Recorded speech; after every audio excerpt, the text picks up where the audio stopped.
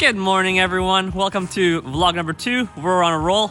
Today, I'm really excited to be heading to the office because I got something waiting for me there, and it's not the most sexiest piece of gear, but I think it really might help me with something that I've been having problems with. By the way, if you're wondering, was that my breath? Yes, look at this. The grass is frozen. It's minus 2 degrees out today. It's gonna be a cold bike ride to work today. On top of having a helmet, I've added a new thing to my riding setup. That's right, you see right, snowboarding goggles. Because my eyes are watering so much when I'm bike riding to work, and I just find that these keep me safe.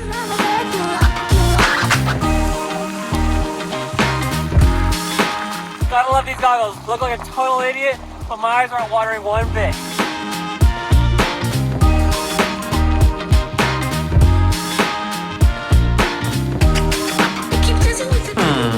Which vlogging setup today? Sony a7S III, the classic, ZV-1, more compact, GoPro, Action, Insta360 ONE X3, newest addition to the family. Still go with the Sony a7S III today. So, for those who are following me on Insta stories, shameless plug, if you don't follow me, make sure you go follow me because I'm often posting just behind the scenes and stories. But if you've been watching my stories, you've seen that I've been going to get massages. And I'm not talking about those, lathering the oil, relaxing massages. I'm talking about those massages where the guy really works your muscles and gets in there, and it's painful. It honestly feels like torture, and the next day it actually feels even worse because all your muscles and your back are recovering from the massage. And I kind of compare it to that same pain when you go to the gym for the first time after a very long break. Your muscles are so sore the next day. And that's how I've been feeling from these massages. And the reason why I was willing to go through this torturous massage therapy sessions was because my shoulders and my neck and everything was so sore, and I almost felt like my neck was stuck like this. And I was wondering, man, why is my back and my shoulders so sore? Because I have a standing desk and I stand while I'm working. But then I realized that even though I have this ergonomic standing desk, I'm still working on my MacBook laptop, which means that while I'm editing, even though I'm standing, I look down like this, down at my laptop, which probably isn't ergonomically the best to be working at when you're spending anywhere from 4, 6, 8 hours a day at the computer editing and just looking down like this. So I literally felt like my neck was getting stuck like this. So that's why I had to go get these massages. So in order to fix this problem, I realized that I probably should get myself an external monitor so I don't have to anymore have my neck cranked down like this while I'm editing at my MacBook Pro. Now, originally I was thinking of getting the Apple Studio display. I know it is expensive, but I find with all Apple products that they are worth the money. They're always really high quality and they retain their value, so if you ever want to sell it, you can get your money back. And as well, the whole Apple ecosystem just works so well together. And I kind of like the fact that the Apple Studio display had speakers so that I could use it as a screen and I could use the speakers for editing all at the same time.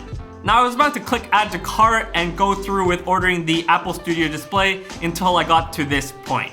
$400 extra just to have a tilt and height adjustable stand. That's right, literally $400 extra when you're ordering the Apple Studio display just to get the feature that you can adjust the display up and down. If you get the original stand, it can just tilt forwards, but it can't tilt up and down. And in my opinion, that's pretty ridiculous. When you're already paying $16.99 for an external monitor, you're gonna wanna have all the features packed into that, especially simple things like being able to adjust the height, but you don't. So just out of principle, I couldn't do it. I couldn't order the Apple display because I couldn't justify paying already on top of what was more expensive than other external monitors, another $400 just to be able to tilt the display up and down. So instead, I ended up getting this. This is the Dell UltraSharp 4K 27-inch monitor. And this monitor goes for only $550 compared to the Apple display would have cost me a whopping $2,000 with the adjustable height mount stand. I can't justify paying 4 times more for the Apple Studio display compared to this Dell UltraSharp monitor. Now, who knows, maybe in a month's time, I'll realize why the Dell Ultra Sharp monitor costs only $550 and I'll end up walking into an Apple store with my tail between my legs and have to just bite the bullet and get the Apple Studio display. But for now, I'm gonna enjoy this monitor and hopefully it's gonna help my back. I think it's time to set up my new external monitor and desk setup.